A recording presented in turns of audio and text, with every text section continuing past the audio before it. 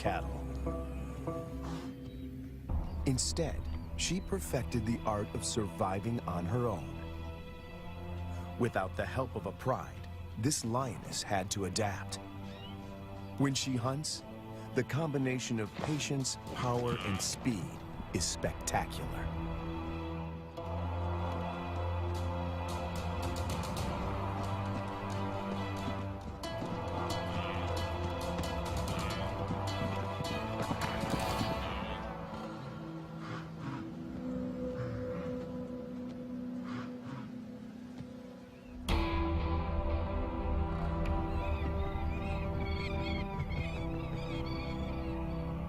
This female is about 6 years old when she steps into the viewfinder of Herbert Brouwer, a wildlife cameraman.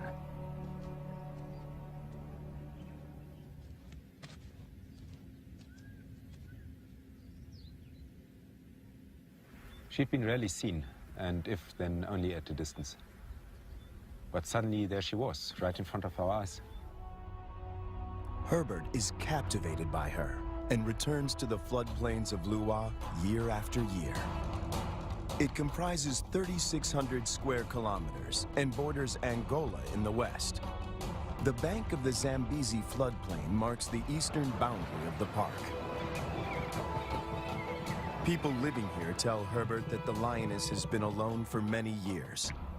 They call her Lady Luwa.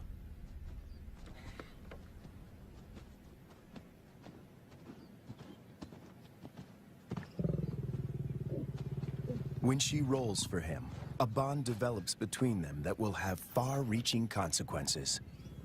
There was one thing, though, that she could not overcome, and that was her isolation. It took me 3 years of filming here on the plains, though, to understand how lonely she really was. At night, she follows Herbert into his camp.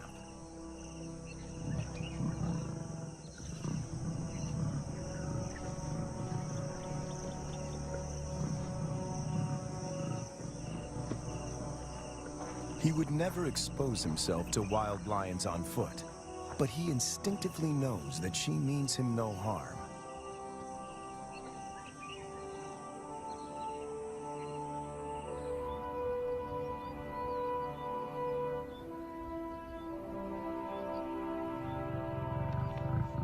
It is true that female lions can survive on their own, but they only thrive as members in a pride.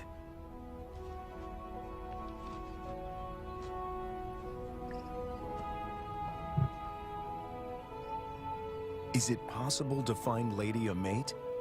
And could they produce cubs and form a new pride? These are the burning questions facing Herbert and experts at African parks.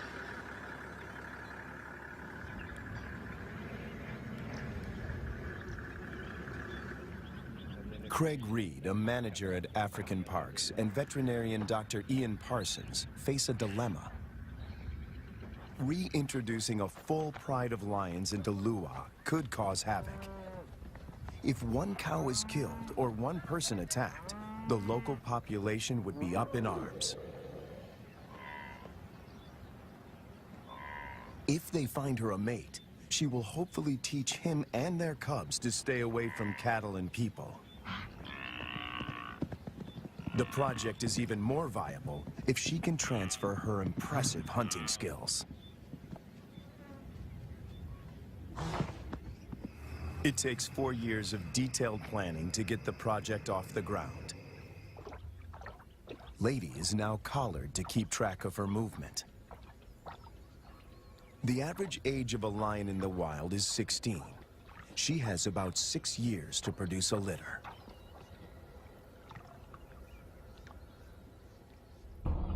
To find a mate for Lady, the team goes to neighboring Kafue National Park. Audio recordings of lionesses lure the males.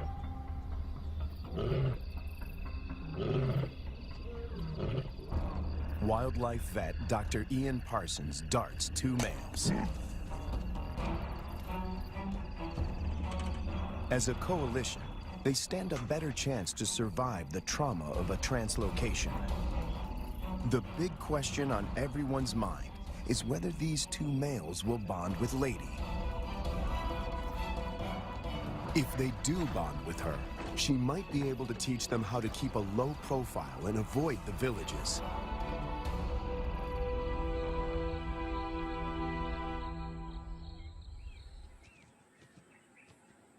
The two lions wake up in an enclosure, or a boma, right in the middle of Lady's core territory.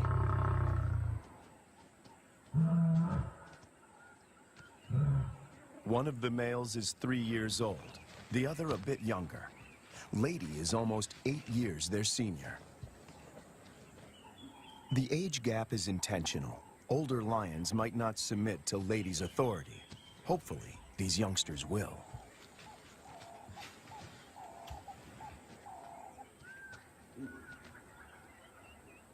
This is the first time in years that Lady has set eyes on her own kind. She keeps watch as the two males familiarize themselves with their new home. The first piece of the puzzle falls into place. But then, disaster strikes. On the 5th day in the boma, they escape. Finding themselves in a strange environment, they could take fright and bolt. To Herbert's relief, he finds them a few hundred meters from the enclosure. Lady's response is odd. She rolls to show them she is not a threat, but she doesn't approach them. The males are aware they are in her territory. Everything is new. It's going to take time to adjust. Before she leaves, Lady marks the territory with her urine. It's a strong message. She's the landowner. They are the squatters.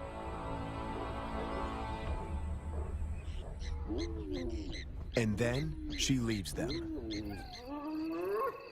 The presence of two new lions in Lua has a huge impact on the local residents. It's not only villagers that are now at risk. The arrival of the two lions jeopardizes the hyena's position of power.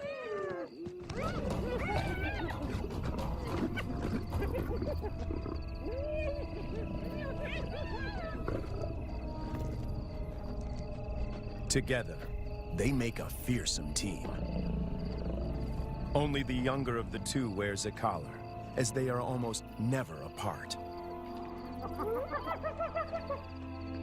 The acid test is to see whether they will mate with Lady or leave her to seek other females. It's a precarious start, but the journey has begun.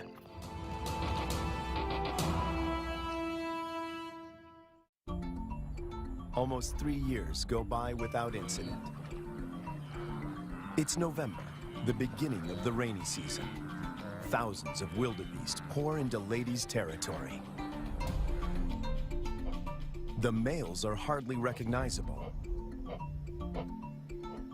They are now almost 6 years old, and their bodies are beefed up, their manes more pronounced. After all this time, they're still together and have bonded with Lady, who seems to be doing all the hunting.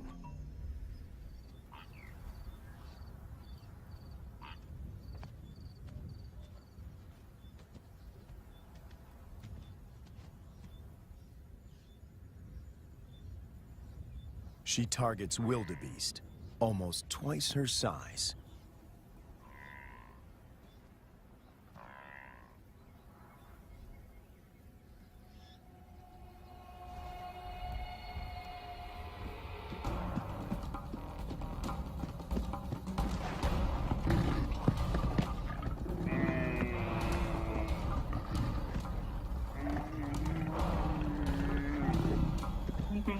With a powerful bite to the neck, she suffocates her quarry. It's all over in minutes. The meat from a small calf could keep her going for a few days, but she's not hunting only for herself.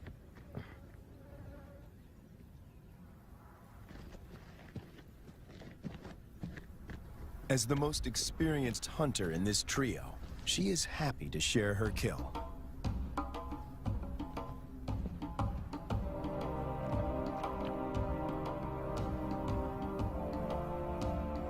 The fact that she allows the males to join her, and that they don't chase her off the carcass, is significant. Eating together is the first building block of a pride.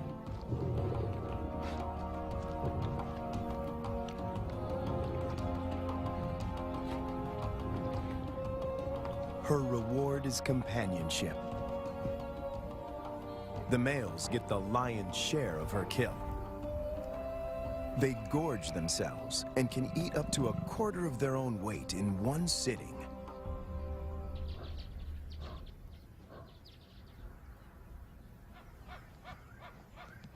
For the first time, Herbert sees the two males compete. It is the younger of the two brothers that emerges as the dominant male.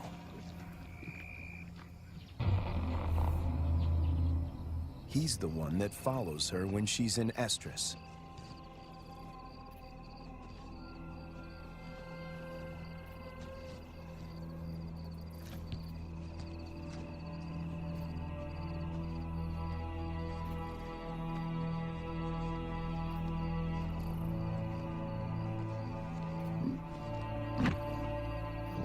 He grimaces, curling back his lips to expose an organ in the back of his mouth that picks up faint chemical pheromones. He can smell that she's in heat.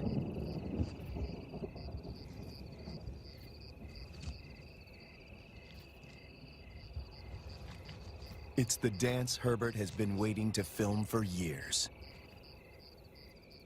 The brother watches from the sidelines. Lady stays receptive for several days and copulates frequently. Both males stick to her like glue. They won't fight over her. As members of the same coalition, they come to a gentleman's agreement. If the dominant brother tires, the other might get a chance to mate as well. Now she rolls, not to greet Herbert, but in submission.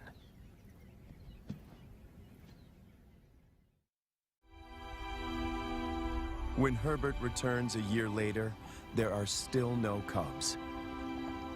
It's a huge disappointment. Lady is now almost 13 years old, and Herbert and the team must consider the possibility that she is infertile.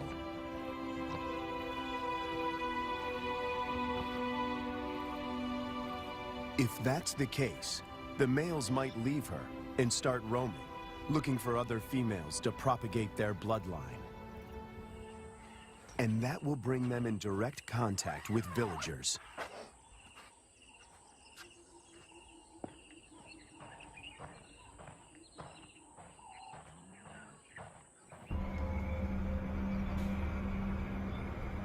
The team decides to import 2 young females. And that takes them back to Kafue.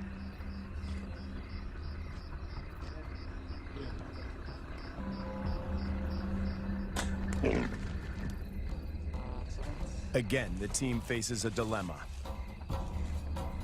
If the females are too old, they might injure Lady or drive her out of her territory. Too young, and the males might kill them.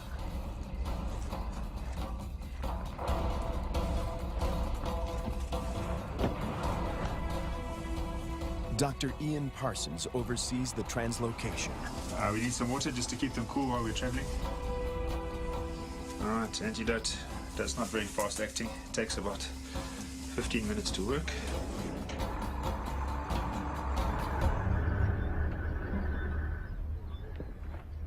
Tranquilized and blindfolded, the 2 females begin their journey to Lua. Their arrival is coded in irony. The tribe settled here more than 100 years ago on the orders of the first king to protect the wildlife.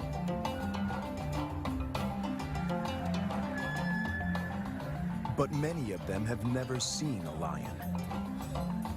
And yet lions have always played an important part in the biodiversity of Lua. African Parks aims to restore the imbalance. But this is only possible if Lady remains the central character. She has to teach the new arrivals the lay of the land, and teach them to keep away from villages.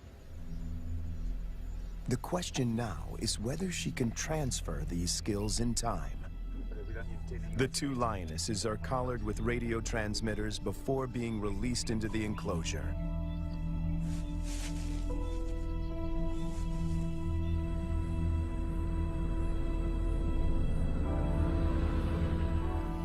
Lady's world is about to be turned upside down, once again. To Herbert, she seems sad and confused. She turns her back on the boma and heads north.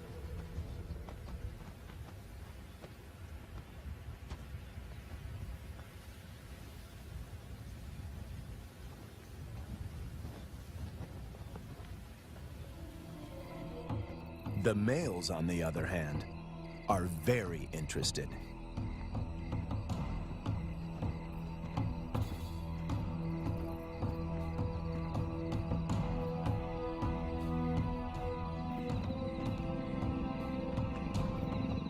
These two lionesses are barely 20 months old and still cub-like.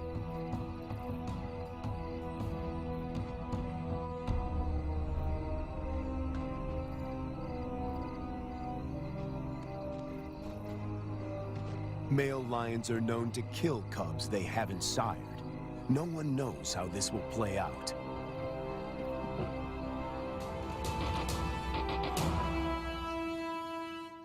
After 3 days, Lady makes a U-turn and returns to the fenced-off boma.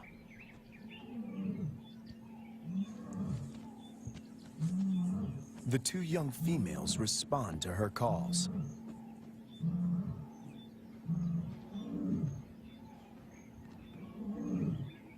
The connection between Lady and the cubs is immediate. She engages.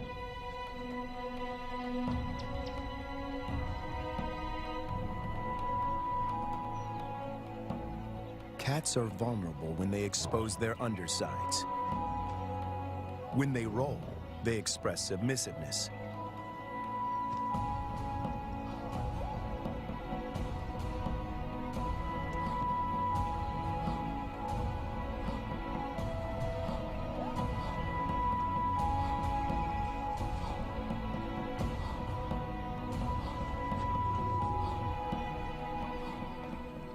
But trouble is on the way. Lady's body posture changes. She knows that the males could attack these new residents.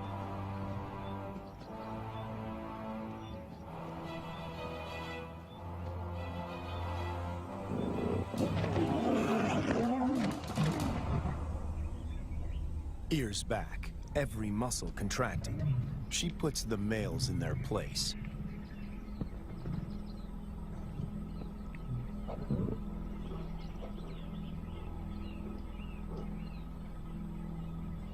Four cats now crowd her space, after years of solitude.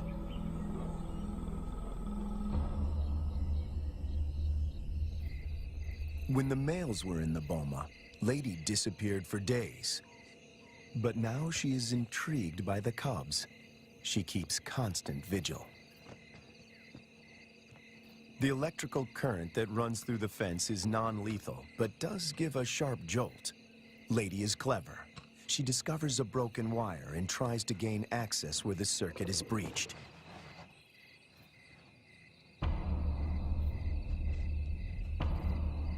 The males are perturbed by the new arrivals.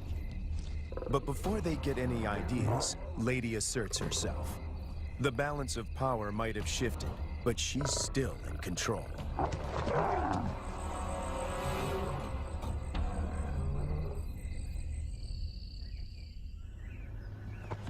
After 5 weeks in the boma, the team feels the young females are ready to be released.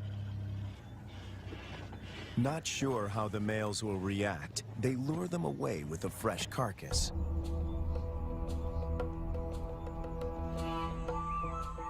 The young cubs have also not been fed for a couple of days.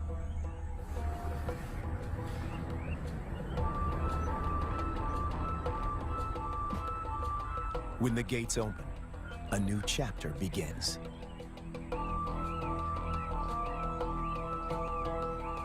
Lady is first on the scene. The cubs have spent more than a month in the boma to adjust. The question now is whether this newly forged bond will hold when they step through the gate.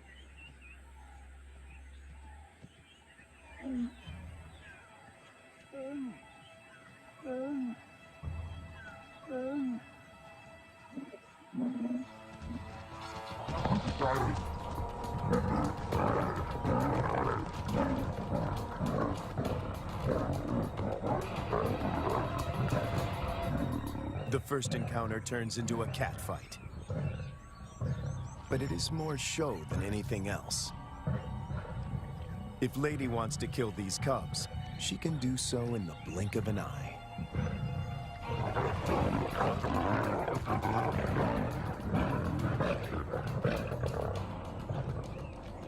The first contact might seem aggressive, but it plays out according to plan. Lady is doing exactly what the team hoped for. She accepts them in her territory and establishes her dominance.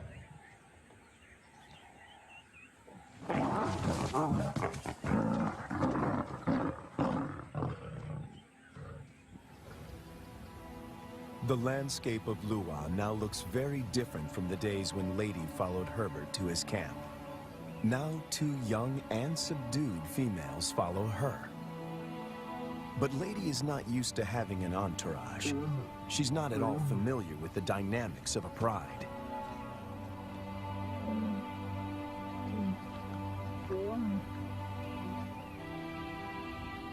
Now that she has her freedom back, she does the unexpected. She abandons them.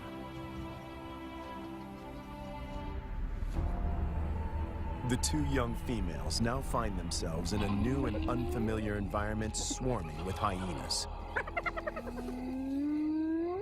Since their release, the young females stick together.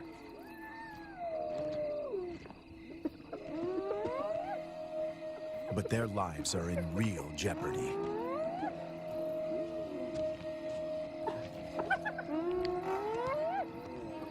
Hyenas can kill lonesome female lions, and tonight, they face a growing mob.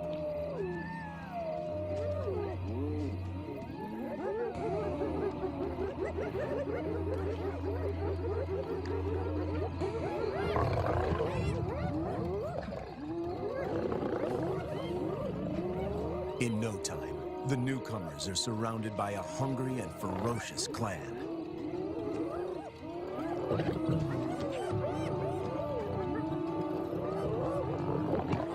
They stand their ground, but the noise attracts a far more dangerous adversary, the males.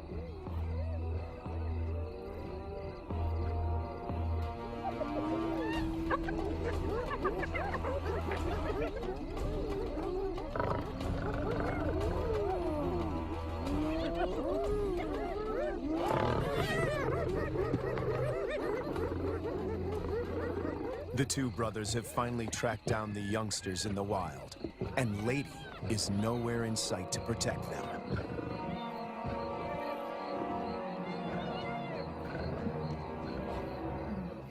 The hyenas know what's good for them. En masse, they retreat.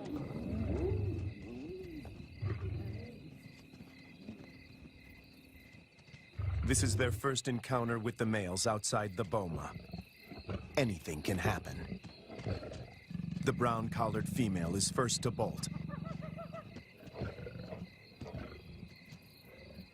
The white collar is cornered before she can escape.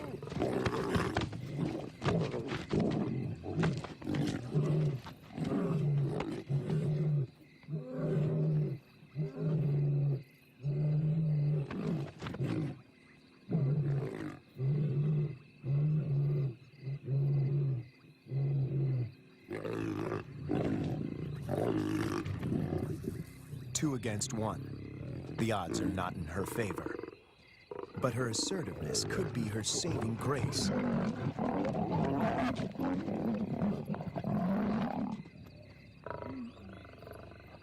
At the right moment, she crouches in submission.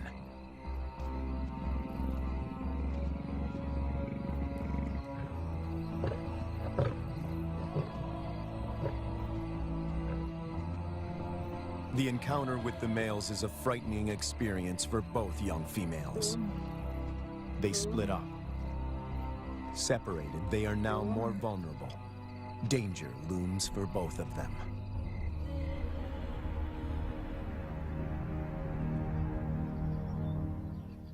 The team manages to track down the females, and they are reunited.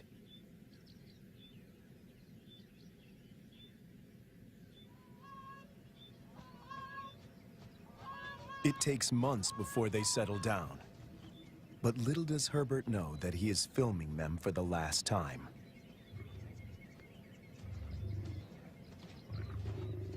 The next day, the brown collar is gone.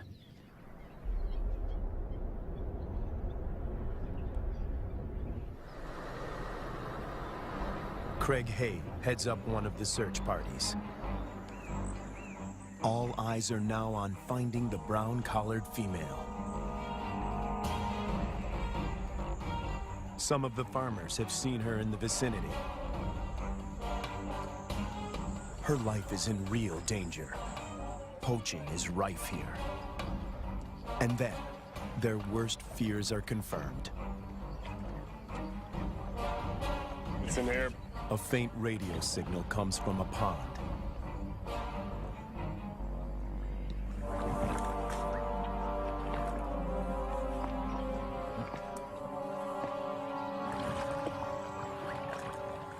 Guys, I got it. It is the brown collar. It's been cut. Yes, been cut with a sharp knife. It's a definite cut. You see, so someone found the lion and threw this in. Or killed the lion. Killed the lion and threw this in. The mood is one of despair.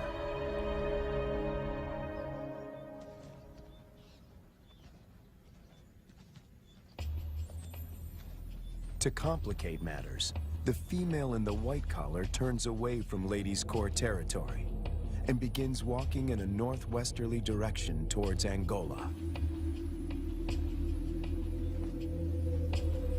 Even if she survives, in time, she will outgrow the collar and suffocate. The dream to establish a pride in Lua begins to unravel. In an unexpected twist, the males follow the white-collared female to Angola. The further they move away from Ladies' Corps territory, the less influence she has in keeping them out of danger zones. A rescue mission is launched to find the white-collared female and the males before they cross the border. Dr. Matt Becker, who runs the Zambian Carnivore Project, joins the search party. He spots the white-collared female a few kilometers from Angola. They dart her. But she runs into the reeds and almost drowns. She's breathing really well. It's a close shave. It's now 10 to 6. We have 40 minutes. She's good. We won.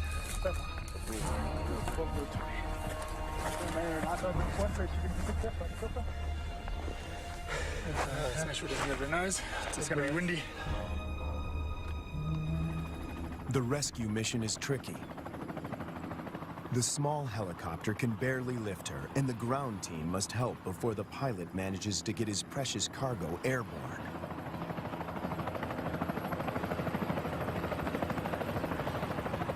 The males have slipped off the radar, and the team hopes they will turn around on their own accord.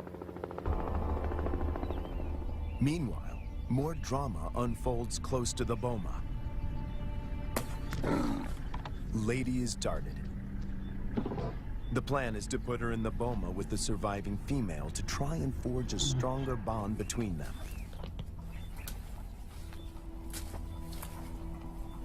It is the most difficult decision the team has had to make until now. Lady has never been deprived of her freedom. She gets a quick medical checkup and a new collar. The young female, tranquilized, is already in the boma.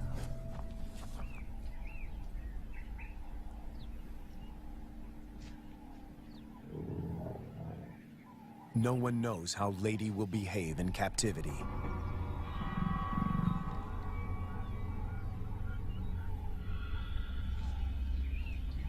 Locked up and frustrated, she could turn violent and kill the youngster. A power struggle is inevitable.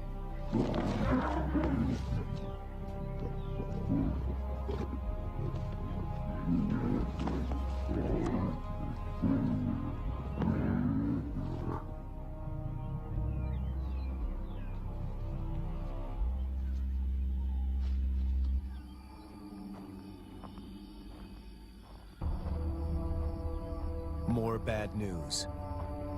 One of the males crosses the border and is killed by cattle farmers in Angola.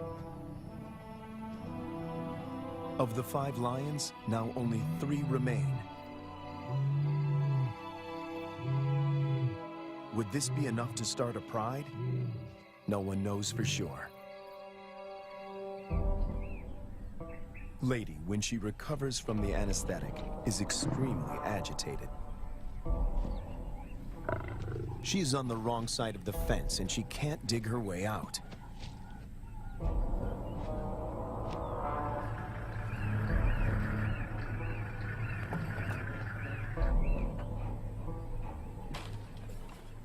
The young female, on the other hand, is familiar with the enclosure.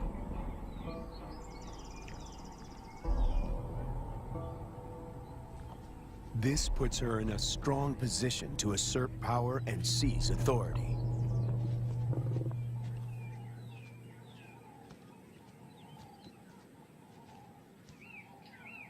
Clearly upset, Lady seeks refuge in a tree. Herbert thinks this elevated position is her attempt to retain control.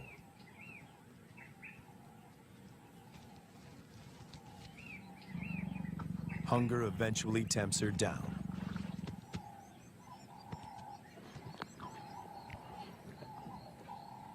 For Herbert, it's difficult to watch.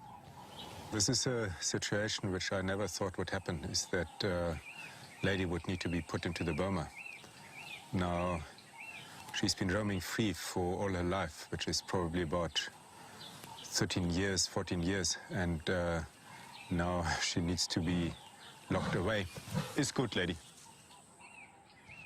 The tree becomes a central prop in this battle of wits between these 2 cats.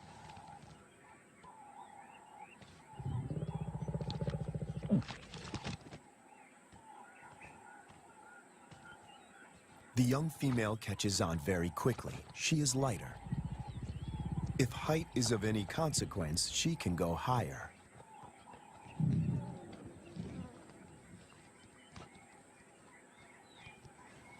From her elevated position, the young female spots the surviving lion.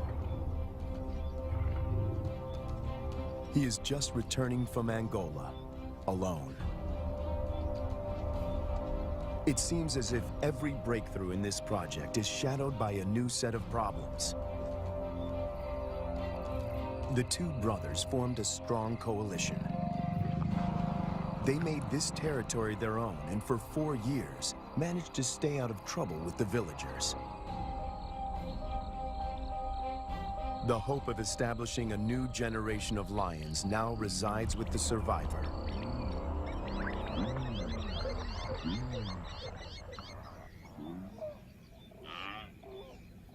Lady and the young female emerge from the boma after 7 weeks. The outcome of the bonding exercise is disappointing. They split up. Lady doesn't want another cat on her tail.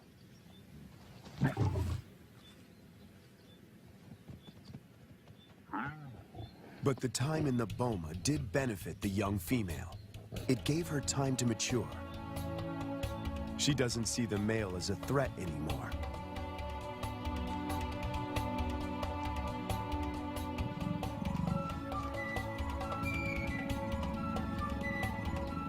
There is an explanation for her playful behavior. She is an estrus. Lady is excluded from this courting ritual. After all the turns and twists in this complicated plot, she finds herself once more alone.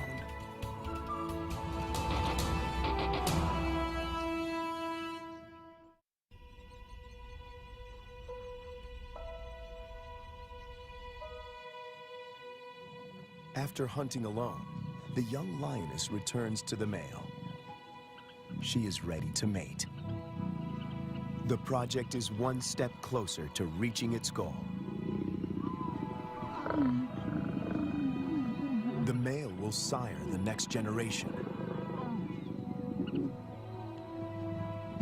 But what about Lady?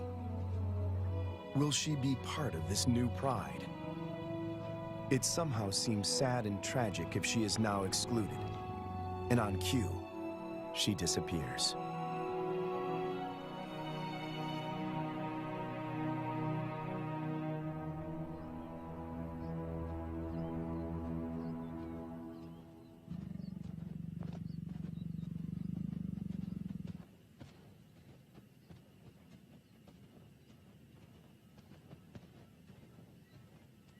The male now follows the young female when she hunts. To feed both of them, she must target bigger prey.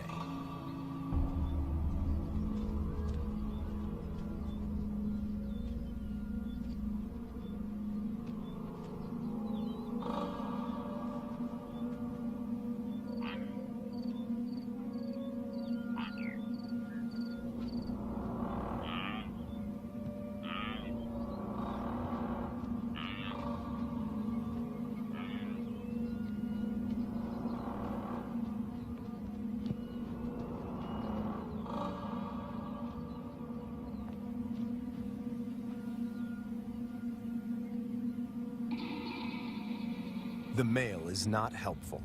His overeagerness spoils the hunt.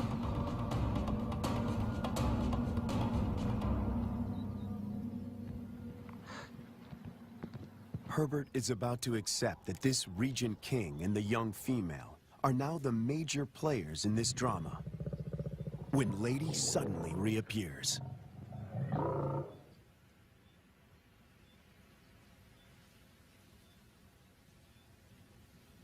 The young female watches the reunion from a distance.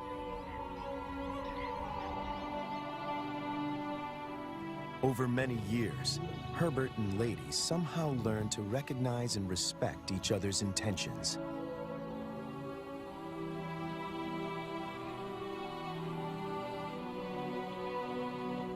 When she looks at him now, he feels he can almost hear her asking, "Is this what you wanted?"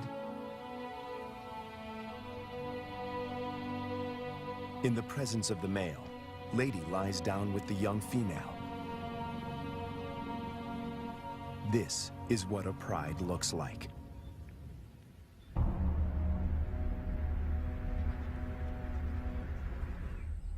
After so many years, all the effort and energy that went into this project seemed to pay off.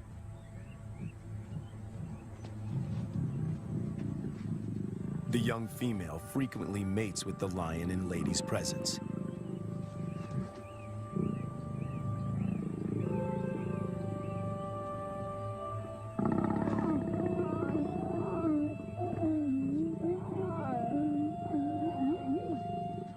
Females are the cornerstone of prides. They form strong bonds and hunt together. The male's instinct is to protect them, and his drive is to breed.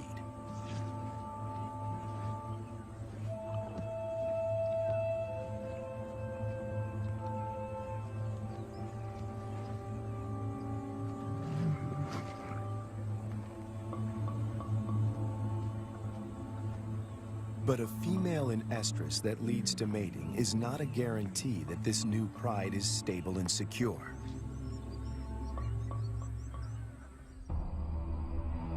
Hunting together is the final test. And then it happens. The young female takes the lead.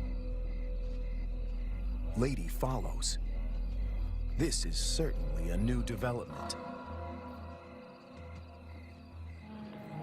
And the outcome is swift and lethal.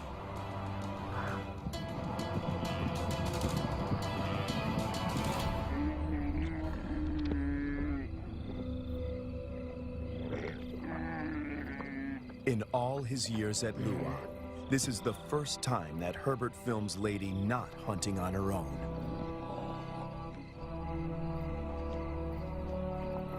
When the male joins them, the circle is complete. The air is full of promise.